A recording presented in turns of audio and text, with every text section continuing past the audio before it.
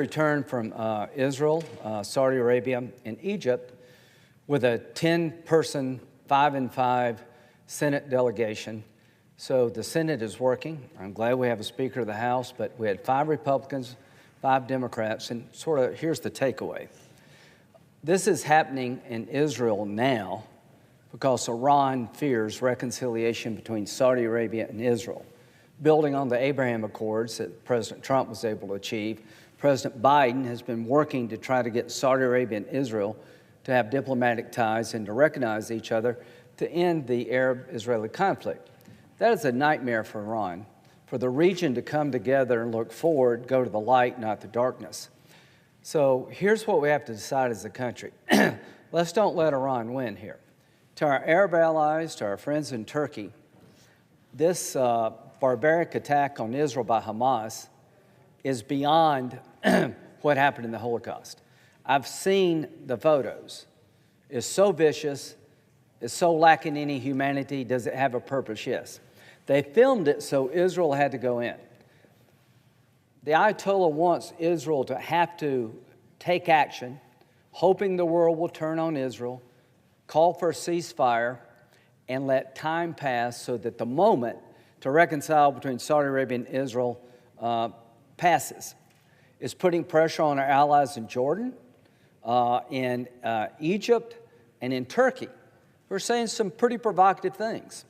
To our Arab allies, to our Turkish friends, this attack by Hamas against Israel has to be dealt with by the destruction of Hamas. If you're in the region and you're expecting Israel not to go on the ground, that's not going to happen. You cannot destroy Hamas from there.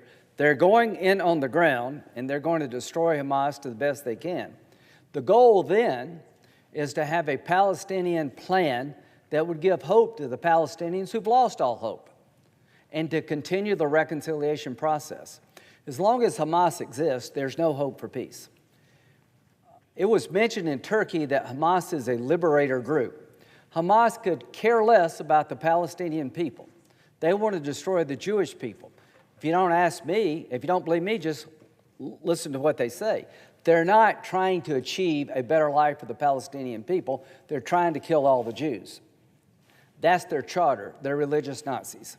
So to expect Israel not to go in is unrealistic, and they're going to go in, and they're going to have our full support.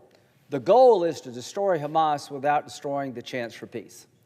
So I see an opportunity here, once Hamas has been dismantled, to bring the region together, to give the Palestinian people a better life. The Iranian Ayatollah is the great Satan, not Israel, not the United States. He's a religious Nazi. He wants to purify Islam in his own image. He wants to destroy the Jewish state and come after us. It's a religious theocracy that can't be compromised with. So here's what I would say we need to do today.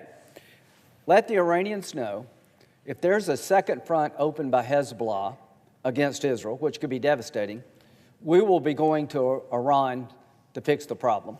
If one American soldier is killed by Shiite militia attacks against our forces in Syria and Iraq, we're going to blame the Ayatollah.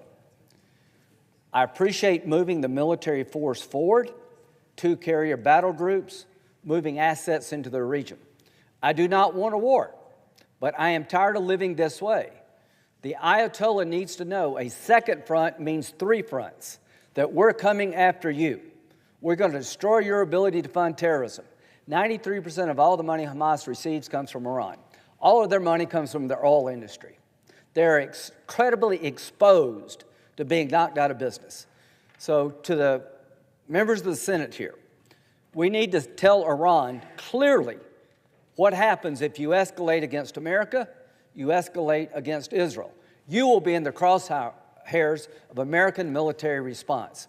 It is your choice to make. If you want a war with America, you will lose it.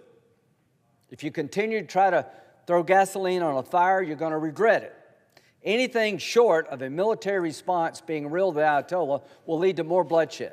So if you want a smaller war, let Iran know you're going to be in a bigger war if you attack Israel or you kill an American. If we don't do that, we're making a huge mistake. I'm trying to stand behind the Biden administration. I want to help them reconcile Saudi Arabia and Israel. I appreciate what they've done with military force posture moving forward, but it needs to be clear to the Iranians, escalation means an attack on you. And if they believe that, I think we can stop this thing from getting bigger. If they don't believe it, we're going to wake up with a real big war on our hands beyond what we have today. I've never been more worried about the situation in the world I am right now, but here's what I'm confident of. The Israelis will fight. They may get killed, but they're going down fighting.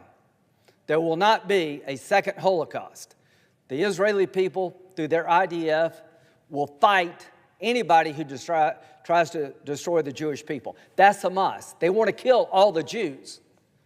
Can't believe this is being said in 2023. To the world, to get to our friends in Israel, you have to come through us. If you want to destroy all the Jews, you have to come through America. And good luck with that. I want peace between the Arabs and the Israelis. I want a better life for the Iranian people. I want a better life for the Palestinian people. But you cannot have a better life when the forces of darkness are in control. Destroy Hamas once and for all. Create a better life for the Palestinian people.